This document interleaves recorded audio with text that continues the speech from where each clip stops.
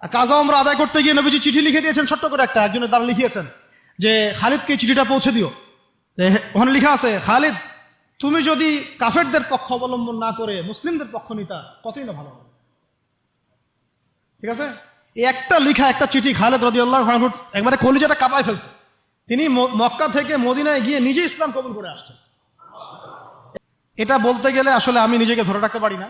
ইসলামের ইতিহাসের সবচাইতে মর্মান্তিক যুদ্ধ হচ্ছে মুতার যুদ্ধ, সবচেয়ে মর্মান্তিক। বদর, উহুদ, খন্দক, খায়বার যত যুদ্ধ আছে এগুলো যুদ্ধ অনেক বড় মাপের। মুতার যুদ্ধের প্রেক্ষাপট এবং সিচুয়েশনটা সম্পূর্ণ ডিফারেন্ট ছিল।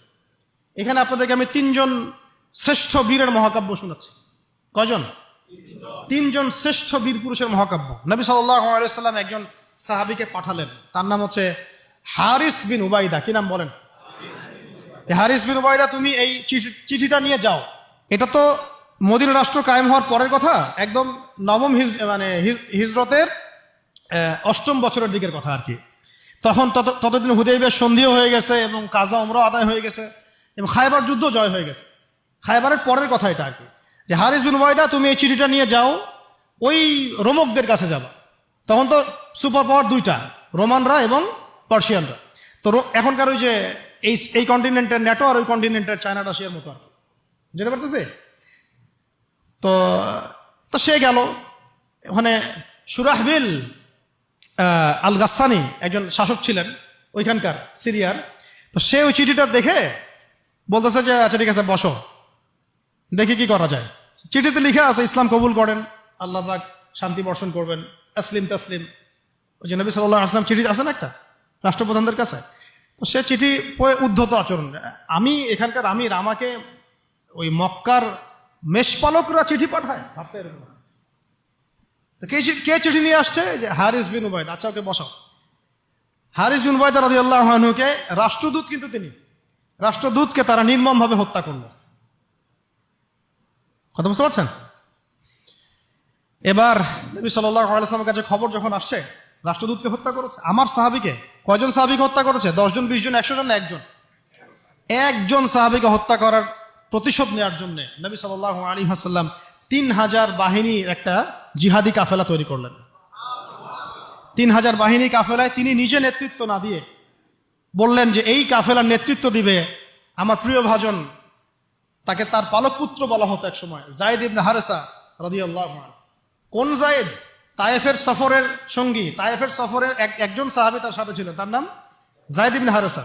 যখন তায়েফবাসী নবীজিকে মারছিলেন, যায়েদ ইবনে হারেসা রাদিয়াল্লাহু আনহু তার বুক দিয়ে নবীকে জড়ায় ধরেছিলেন যে আমার গায়ে আঘাত লাগুক, তার গায়ে না লাগুক।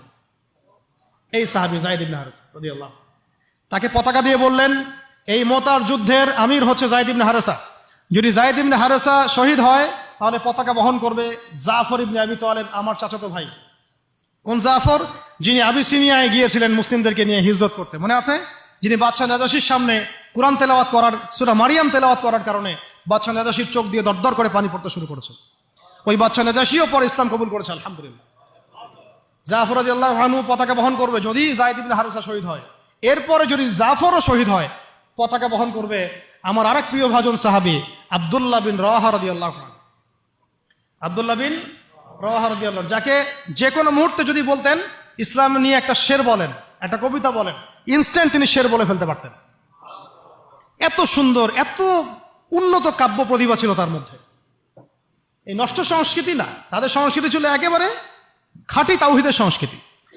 এমনকি কাবা তাওয়াফ করছেন যিনি, তখন কাবা তাওয়াফ করছেন বিদায় কাজা ওমরা আদায় করার সময় নবীর সামনে সামনে তিনি ঘুরছেন এবং আবৃত্তি করছিলেন একটা কবিতা কাফেরদেরকে আঘাত করার জন্য। এই কাফেররা দেখো, তোমরা যাকে বের করে দিয়েছিলে তিনি আজকে সসম্মানে এখানে ঘুরতেছে। ওমর রাদিয়াল্লাহু আনহু বলছিলেন যে কাবা তাওয়াফ করার সময় তুমি এগুলো বলছো? নবীজি বলেন ওকে ছেড়ে দাও, সে এমন বাক্য তিলাওয়াত করতেছে, এমন বাক্য সে চয়ন করেছে যেগুলো কাফেরের অন্তরে বর্ষার চাইতেও বেশি বিদ্ধ হচ্ছে, তাকে বলতে দাও। এই হলো আব্দুল্লাহ বিন রাওয়াহা রাদিয়াল্লাহু আনহু, নবীজির অত্যন্ত প্রিয় ভাজন সাহাবী।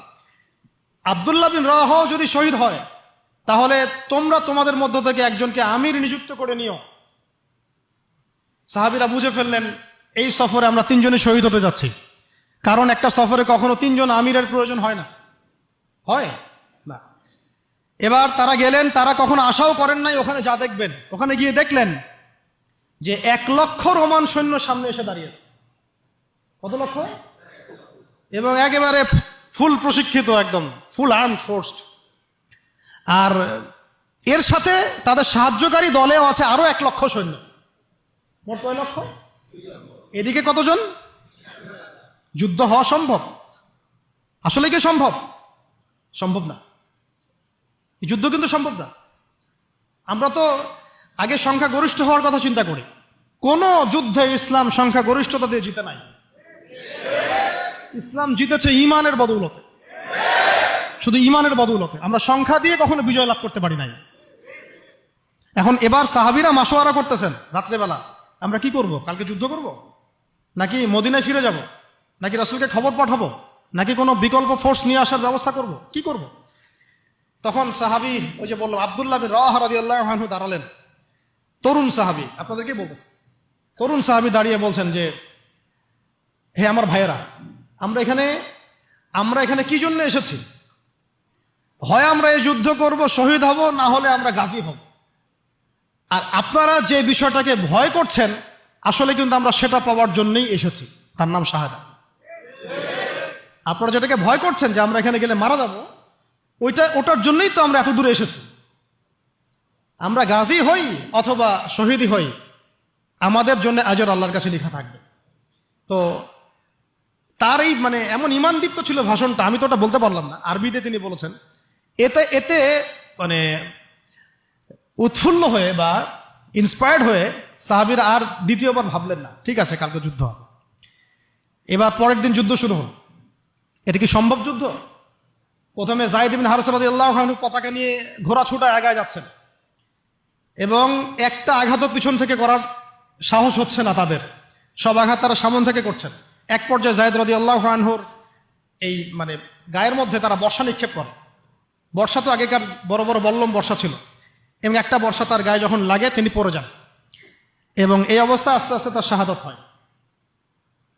পতাকা পড়তে দেন নাই, পতাকা নিয়ে নিয়েছেন জাফর ইবনে আবি তালিব রাদিয়াল্লাহু আনহু হাতে, এবং জাফর রাদিয়াল্লাহু আনহু যুদ্ধ করতে থাকেন, এত বীর বিক্রমে যুদ্ধ করতে থাকেন যে এক পর্যায়ে তিনি তার নিজের কালো এবং লাল ডোরাকাটা ঘোড়া ছিল, সেই ঘোড়ার পা নিজেই কেটে ফেলেন, যে আমার যেন পালিয়ে যাওয়ার মন না উঠে কখনো ঘোড়ার জন্য, তারা যেন আমার ঘোড়া ইউজ করতে না পারে।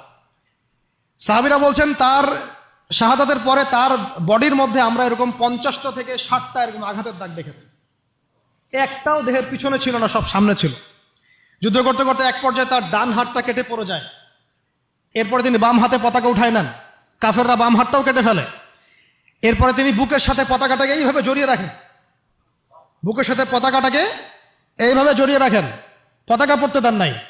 একজন রোমান সৈন্য তাকে আঘাত করে এবং তার দেহটা দ্বিখণ্ডিত হয়ে যায়। এই খবর নবী সাল্লাল্লাহু আলাইহি ওয়াসাল্লাম ওই মদিনায় বসে বসেই পাচ্ছিলেন। তিনি বললেন, এই মাত্র যায়েদ শহীদ হলো, এই মাত্র জাফর শহীদ হলো। একটু তিনি কান্নার ভাব চলে আসলো। একটু পরে নবীজি হেসে দিলেন। সাহাবীরা বলছেন, আপনি হাসছেন কেন ইয়া রাসূলুল্লাহ? তিনি বলছেন যে জাফর এর ডান হাত প্রথমে কেটে গেছে, তারপর বাম হাত কেটে গেছে। আল্লাহ রাব্বুল আলামিন তাকে এই দুইটা কাটা হাতের বিনিময়ে জান্নাতে দুইটা বড় বড় পাখা দিয়েছে। এইটা দিয়ে তিনি জান্নাতে ঘুরে বেড়াচ্ছেন আর ফল খাচ্ছেন। তার নাম হয়ে গেল জাফর আত-তাইয়ার, জাফর আত-তাইয়ার, পাখাওয়ালা। এরপরে পতাকা হাতে নিলেন সেই আব্দুল্লাহ বিন রাওয়াহা রাদিয়াল্লাহু আনহু। তিনিও তো বীর বিক্রমে যুদ্ধ করতে লাগলেন। এক পর্যায়ে তিনি একটু কান্না করেছিলেন। সাহাবীরা বলছেন, আপনি কি ভয় কান্না করতেছেন? জি না, আমি ভয় কান্না করছি না, বরং কোরআনের একটা আয়াত আমার মাথায় আসছে বলে আমি কান্না করছি।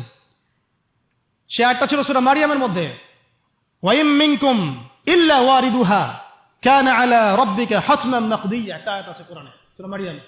এটা হচ্ছে আপনার রবের একেবারে একটা চিরনির্ধারিত একটা বিষয়, যে তোমাদের সবাইকে, আবার বলছি, ওয়াইম মিনকুম ইল্লা ওয়ারিদুহা কানা আলা রাব্বিকা হাতমান মাকদিয়া, তোমাদের সবাইকেই আবশ্যিকভাবে, ম্যান্ডেটরিভাবে এই জান্নাত জাহান্নামের উপর অবস্থিত এই পুলসিরাত পার হতেই হবে। এটা তোমার রবের একটা প্রাচীন একটা স্টেটমেন্ট, এটা তোমাকে করতেই হবে, সবাইকে করতে হবে। এই আয়াতটা মনে হয় আমার কান্না আসতেছে। একজন তাকে একটা হাড্ডিওয়ালা গোশত এনে দিয়েছিল, তিনি সেই গোশতটা খাওয়ার জন্য চেষ্টা করছিলেন, তো পরে একটা কামড় দিয়ে ফেলে দিয়েছেন। তারপরে তিনি ছুটলেন যুদ্ধ করার জন্য, এবং ওই সময় একটা কবিতা আবৃত্তি করেছেন, হে আমার মন, তোমার নফস হয়তো চাচ্ছে, তুমি হয়তো চাচ্ছ এখান থেকে পালিয়ে যাওয়ার জন্য। জেনে রাখো, সামনে তুমি যা দেখছো এর পিছনেই আছে জান্নাত।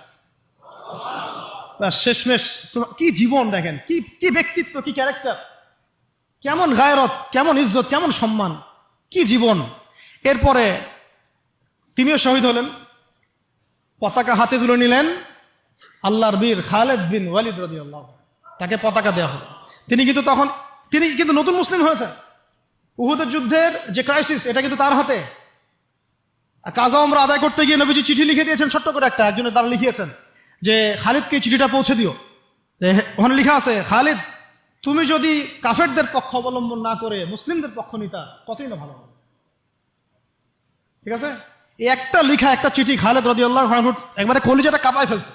তিনি মক্কা থেকে মদিনায় গিয়ে নিজে ইসলাম কবুল করে আসছেন, এবং নবী সাল্লাল্লাহু আলাইহি ওয়াসাল্লাম তাকে কিন্তু আন্ডারস্টিমেট করেন নাই। তার হাতে উল্টা তরোয়াল উঠাই দিয়ে বলছেন যে আজকে থেকে এই তরোয়াল তোমার, এবং তোমার নাম হচ্ছে সাইফুল্লাহ, তুমি আল্লাহর তরবারি। এরপর থেকে তিনি প্রায় 80-90টা যুদ্ধ করেছেন, সবগুলোতে জয়লাভ করেছেন। মাশাআল্লাহ। ওই খালিদ রাদিয়াল্লাহু আনহু পতাকা তুলে নেন মোতার যুদ্ধে। তারপরে সিরাতের মধ্যে আসছে, তিনি বলছেন নিজের ভাষায় যে ওই দিন আমার হাতে 9টা তরোয়াল ভেঙে গেছে। যুদ্ধ করতে করতে করতে করতে ওই দিন আমার হাতে 9টা তরোয়াল ভেঙে গেছে। তিনি ছিলেন যুদ্ধ কৌশলে অত্যন্ত পারদর্শী, হুটে হাটে কোনো কাজ করতেন, অনেক পারদর্শী। তিনি ডানের সৈন্যকে বামে নিয়ে আসছেন, বামেরটাকে ডানে নিয়ে গেছেন, সামনেটাকে পিছনে নিয়ে আসছেন, পিছনেটাকে সামনে নিয়েছেন।